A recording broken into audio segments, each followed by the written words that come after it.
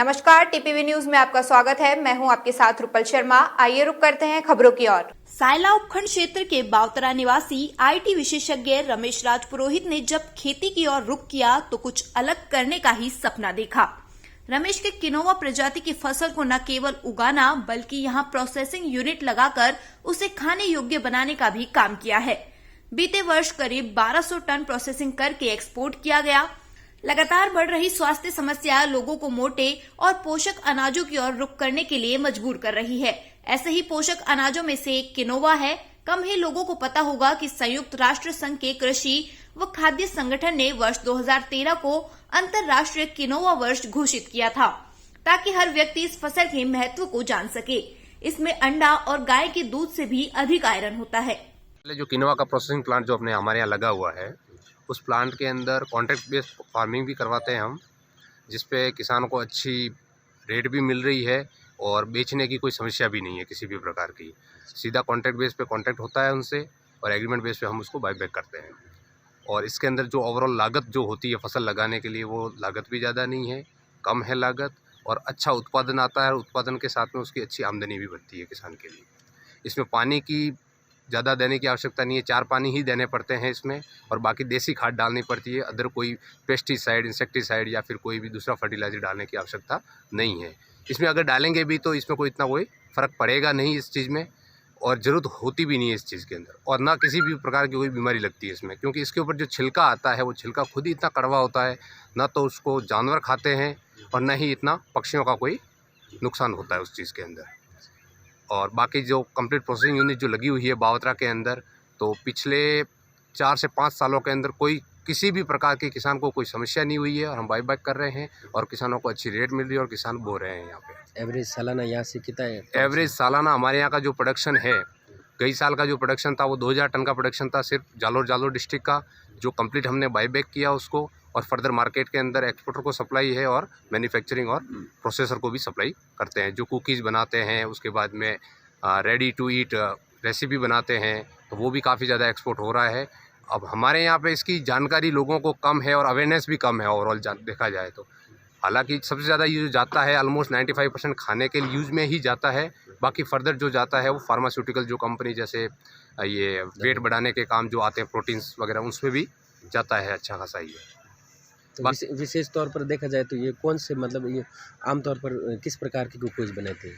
जैसे कोई तरल में है या कटोर जैसे बिस्किट? नहीं, पाउडर फॉर्म में इसके जो बनता है, इसकी जो प्रोटीन जो होता है ना, उसको एक्सट्रैक्ट करके इसके बनाए जाते हैं। प्रोटीन पाउडर्स वगैरह काफ़ी कुछ बनते हैं। उसके बाद में मेन चीज़ है कि ये इसको मदर ऑफ ग्रेन कहा जाता है। मदर ऑफ ग्रेन कहा जाता है, जो कि प्रोटीन का जो परसेंटेज है वो 16% प्रोटीन है, जो किसी भी ग्रेन के अंदर इतना नहीं होता है। मेन इसका फ़ायदा जो होता है वो डायबिटीज़ वालों के लिए अच्छा खासा फ़ायदा है। फ़ायदा इसलिए है क्योंकि ये ग्लूटीन फ्री है, क्योंकि जो ग्लूटीन होता है वो हमेशा अंदर जमाव बढ़ा देता है, मतलब जो ब्लड प्रेशर होता है वो बढ़ा देता है, जो इसके अंदर वो चीज़ है ही नहीं। ये फसल कब से कब तक बोई जाती है? इस फसल को मतलब अपन जो नवंबर के अंदर बोते हैं, और जनरली ये मतलब जनवरी एंड के अंदर अपन को हाथ में आ जाती है। सिर्फ और सिर्फ 90 दिन की क्रॉप है ये, और सबसे जल्दी आने वाली क्रॉप है एक तरह की ये। तो ये कोई भी ज़मीन एक्सेप्ट? हाँ, कोई भी ज़मीन एक्सेप्ट है। सिर्फ इसको मतलब खाद डालना पड़ेगा। अगर हल्की ज़मीन है तो वहाँ पे खाद अपन को डालना पड़ेगा, देसी खाद जो होता है।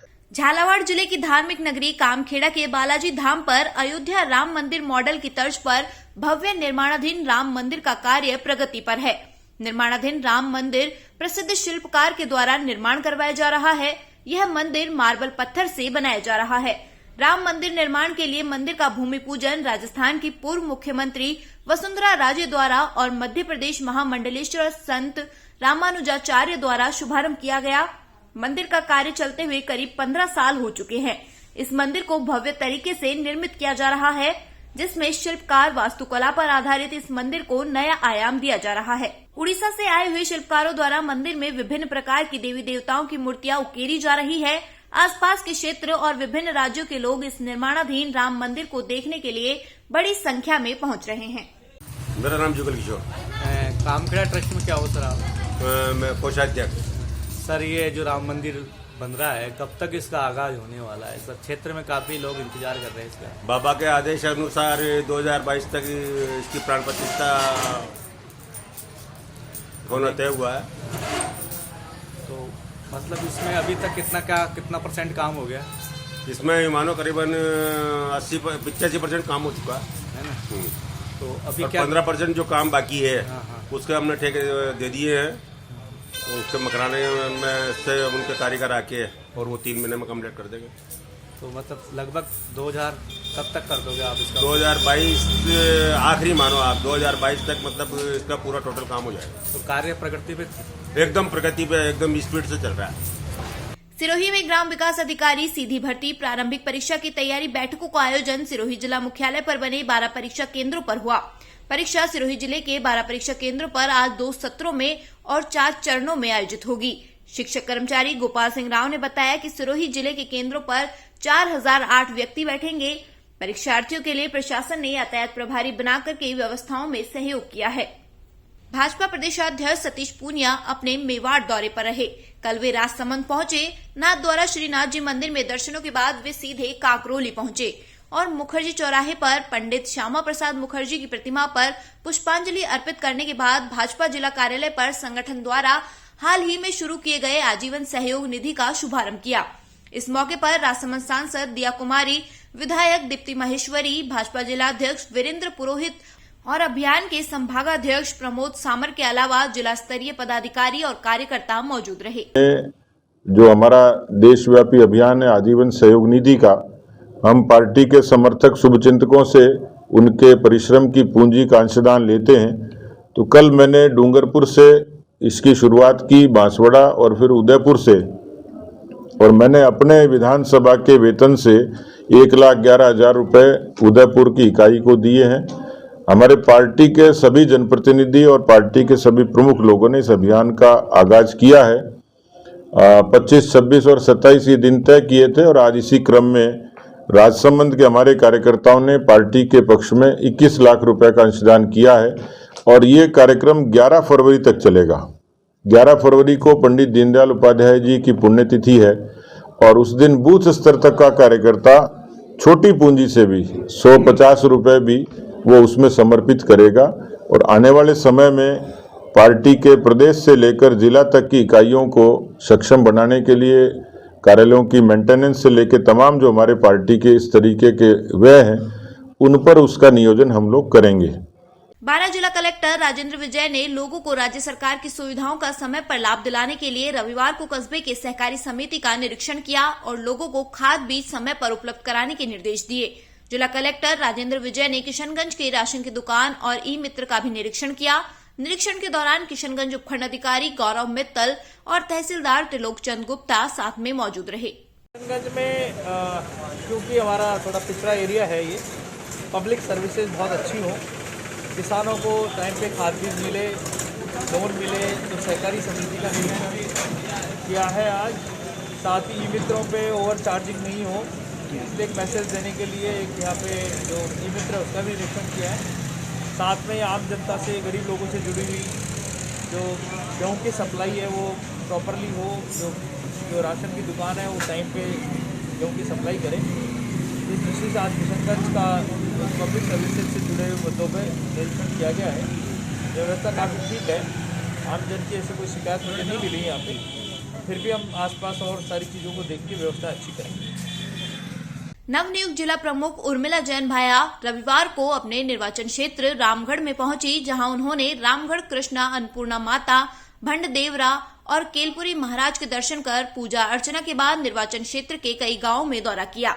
साथ ही मतदाताओं का आभार व्यक्त कर जीत की बधाई दी। इस दौरान जिला प्रमुख उर्मिला जैन भाया ने क्षेत्र के लोगों को विश्वास दिलाया कि वे एक एक गांव और ढानी ढानी की समस्या के समाधान और विकास में कोई कमी नहीं आने देगी। सबसे पहले तो मैं रामगढ़ माता जी के चरणों में वंदन नमस्कार करती हूँ। फिर गुरु महाराज के चरणों में करके मैं जिला प्रमुख का पद मेरे को मिला है। 24 वार्ड से मेरी विजय हुई है। मैं पूरी 24 वार्ड की जनता को तहे दिल से धन्यवाद देना चाहूँगी कि उन्होंने मेरे पे विश्वास जता करके भारी वोटों से मेरे को विजय बनाया। माननीय सीएम साहब, प्रदेश अध्यक्ष महोदय, मंत्री महोदय, विधायक पानाचंद जी और विधायिका निर्मला जी और समस्त क्षेत्र के जनप्रतिनिधियों का, छोटे से बड़े कार्यकर्ताओं का तहे दिल से मैं धन्यवाद ज्ञापित करूंगी कि उन्होंने इतनी मेहनत करके मेरे को आज प्रमुख का पद दिया है। मैं जनता की सेवा मैंने आज तक करी है और करती रहूंगी, और ये पद मेरे को मिला है तो चहुमुखी विकास का मेरा प्रण रहेगा कि जो भी पूरे गांव में रोड नहीं है, सड़क नहीं है, लाइट नहीं है या पानी नहीं है, गांव की खुशहाली उन्नति का मेरा पूरा प्रयास रहेगा कि मैं हमेशा तत्पर रह करके असंभव काम भी मैं संभव करूं। ऐसा मेरे को गुरु महाराज मेरे को आशीर्वाद प्रदान करें, मैं जनता के बीच में रहूं और जनता की सेवा करूं। मध्य प्रदेश के रतलाम ताल के आदि अनादि प्राचीन मनुनिया महादेव मंदिर परिसर में वैष्णव बैरागी संत समाज द्वारा मीटिंग का आयोजन किया गया। इस दौरान प्रशासन को समस्याओं से अवगत कराने की बात की गई और सभी समाज बंधुओं ने जयकारों के साथ मनुनिया महादेव ज्योतिर्लिंग पर जल चढ़ाया। साथ ही सभी ने मिलकर भोजन प्रसादी का भी आयोजन किया। बैरागी समाज के छोटे मोटे शायद अलग अलग दल थे, तो यह विचार करके सब एक जगह एकत्रित हो, हमारा संगठन बड़ा है। इस उद्देश्य को लेकर के यहाँ जो आज मीटिंग रखी गई, इसकी जो अध्यक्षता कर रहे हैं हमारे प्रदेश के सालग्राम जी वैष्णव साहब, प्रदेश अध्यक्ष महोदय। मंच पर सभी बैरागी वैष्णव समाज, बहुत अच्छे हर्ष की बात है कि हमारा समाज बिखरा हुआ और पिछड़ा हुआ है। हमारा मेन उद्देश्य था वैष्णव बैरागी समाज में एक दान पात्र लगवाया जाए, उससे सारी समाज जन एकजुट होकर और सामना कर सके। बहुत मतलब गुलामी से मुक्त नहीं है अभी, तो शासन की पट्टी खोलने के लिए हम एकता दिखा रहे हैं और इसलिए हमने समाज की संगठन तैयार किया है। बात है कि हमारा वैष्णव बैरागी समाज का कोई संगठन नहीं रहेगा, सिर्फ वैष्णव बैरागी समाज ही रहेगा, क्योंकि इतने संगठन बन गए छोटी सी समाज में कि वो सब विभाजन खत्म करके सिर्फ एक संगठन वैष्णव बैरागी समाज, ना इसका कोई अध्यक्ष रहेगा, सिर्फ मंत्री और प्रभारी रहेगा। आपका परिचय? महंत सालेग्राम दास, गांव काजाखेड़ी, तहसील बननेगढ़, जिला उज्जैन, मध्य प्रदेश। सर, आए दिन बैरागी के ऊपर जो अत्याचार हो रहे हैं, जो मंदिर वो विवाद को लेकर, इस विषय पर आप क्या कहना चाहेंगे? मंदिर की संपत्ति बहुत दिख रही लोगों को, क्योंकि लोग बहुत फ्री हो गए, सिर्फ मंदिर की जमीन और मंदिर की संपत्ति ही देख रहे हैं, क्योंकि वैष्णव बैरागी समाज आजकल बहुत उन्नति करने लग गए, सरकार की निगाह में बहुत उन्नति करने लगे। तो आम जनता के इसमें वो हो गए कि यार गुजारी इतने आगे क्यों बढ़ गए। शासन प्रशासन को जागरूक करने के लिए संगठन को एक होना अनिवार्य है, बहुत जरूरी, बहुत जरूरी। कलयुग है, मतलब संगठन ही शक्ति है कलयुग की मेन।